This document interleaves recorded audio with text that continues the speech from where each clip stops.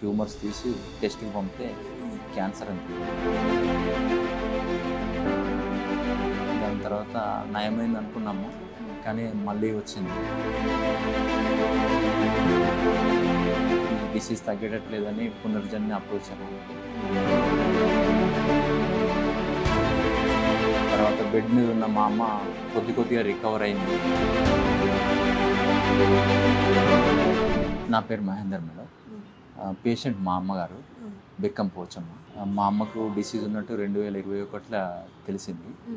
అప్పుడు వాళ్ళు తెలిసిన డాక్టర్ దగ్గర సర్జరీ చేయించినాము. సర్జరీ చేసి అవి ట్యూమర్స్ తీసి టెస్ట్‌కి పంపితే క్యాన్సర్ అని తేలింది.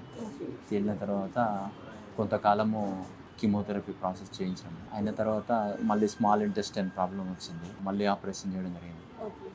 దాని తర్వాత నయమైంది అనుకున్నాము. కానీ మళ్ళీ వచ్చింది. మళ్ళా ట్యూమర్ పెరిగిన తర్వాత మళ్ళీ 3 ఆపరేషన్స్ అయినాయి దాదాపు. ఈ డిసీజ్ తగ్గేటట్లేదని పునర్జన్మ అప్రోచ్ అయినాం. అప్పుడు మా చెల్లి వచ్చింది. మా చెల్లి తనే వచ్చి మెడిసిన్ తీసుకొని వచ్చింది.